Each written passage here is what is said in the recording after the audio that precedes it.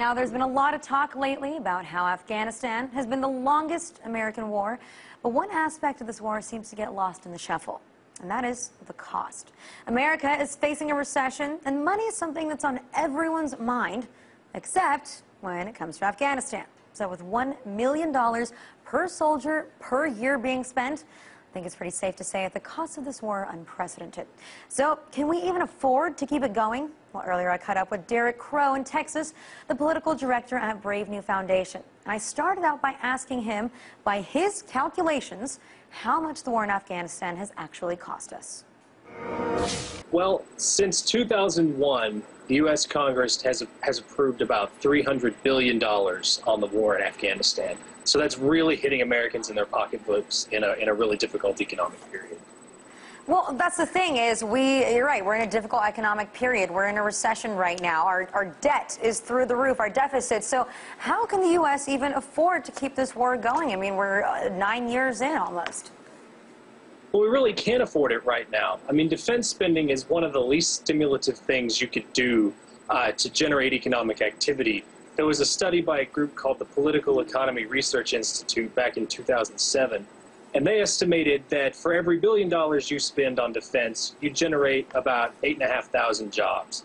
But if you compare that to something like mass transit, if you spend $1 billion there, you get almost 20,000 jobs. So you have to look at it in terms of what kind of economy we could have compared to the economy that we have because of this war. There's other kinds of trade-offs you can look at too. I mean, if you think about what you could do with almost $300 billion, that could have given almost 47,000 people who are low income, or 47 million, excuse me, people in the United States who are low income, it could have given them affordable health care for a year. That's an incredible opportunity cost. Well, Derek, you know, the economy that we have, the country that we have is addicted to military spending. I mean, it seems like it's something that's just out of control that really can't be stopped. So is there any way to break out of that addiction? Can we go to, you know, military rehab? Well, that's a good term, I think. We do need a kind of rehab. I mean, military spending does create a certain level of economic activity. It's a very low level compared to the other types of spending we could do. But what policymakers who are tight with the defense industry have managed to do is to spread those jobs around to enough congressional districts around the country that every congressional district, if they're not careful, and every congressman and congresswoman gets kind of hooked on defense spending as a way of providing quote-unquote jobs activity in their district. But the problem that we have is people don't compare that to the economy that we could have. And one of the most important things we could do, and this is going to sound like a statement of the obvious, but it's to stop viewing war as the answer to political problems like we do in Afghanistan.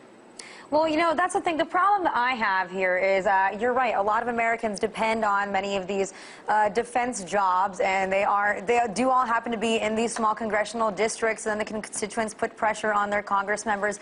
But at the end of the day, most Americans don't even feel like their country is at war because it doesn't affect them personally. So how do you get Americans to realize how much money their government is spending on it if it's not coming directly out of their pocketbooks? How do you get them to care? How do you get them to tell the government to stop spending so much on defense?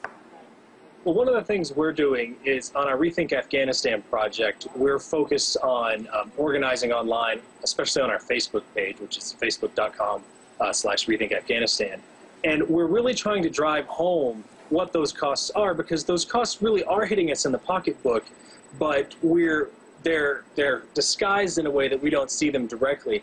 There are a lot of American families who are being affected directly, though, by the war in Afghanistan. We've just had recently the 1,000th U.S.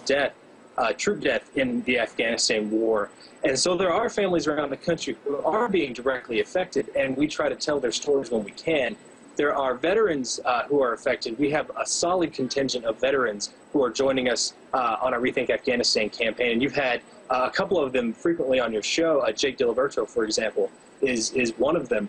But what we're trying to hold up, especially since, I don't know if your viewers may not be aware of this, but the United States has recently spent our trillionth dollar on the wars in Iraq and Afghanistan.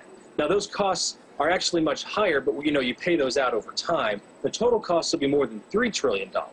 So what we've done is to do things like create a game where you can see the trade-offs for those $1 trillion. One of the smaller trade-offs, I mean, just to think about how we're spending our money in ways that aren't making us safer, is you realize that you could hire every worker in Afghanistan, every single person in the labor force there, for $12 billion a year. That's incredible when we're spending $300 billion to fight a war there that's based on an insurgency that's motivated largely by our presence. There are many other ways we could be spending this money that actually make us safer, and that's what we keep trying to drive home to people by showing the trade-offs and showing how the war is actually not making us safer. All right, now, Derek, we're running out of time, but I have a very quick question for you. First of all, after all the money that's been spent, what's it all for? You know, what do the people really get? Sure, you can say safety, but at the end of the day, we didn't get the oil in Iraq. We probably won't get any of that $1 trillion worth of mineral reserves that's in Afghanistan. And will this eventually lead to the collapse of the U.S.? Because many people compare this to the Soviet Union, which, you know, poured money and resources for 10 years into Afghanistan and then did collapse. Well, I mean, I don't know if you could say that it would cause the collapse of the United States the same way it caused the collapse of the Soviet Union. But the very sad answer to your original question there, what are we getting for it? Unfortunately, the answer is we're getting decreased security. There's been excellent studies, especially by a guy named Robert Pate, who's done very well researched and very well sourced analysis of what motivates suicide terror campaigns. And in almost all of those cases, those campaigns are motivated by foreign occupation of key pieces of land. So the longer we're in Afghanistan, what we're actually getting for the money is decreased security, and that's got to change. So we're losing out at the end, it looks like. All right, Derek, thank you so much for joining me. No problem. Thank you.